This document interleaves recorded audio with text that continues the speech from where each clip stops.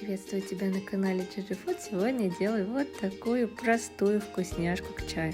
Итак, лимоны я нарезала, у меня получилось килограмм, и перемалываю в мясорубке. Далее добавляю полкило сахара и хорошо перемешиваю.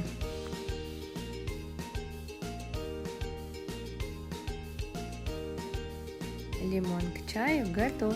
Готовьте с удовольствием. Всем приятного аппетита!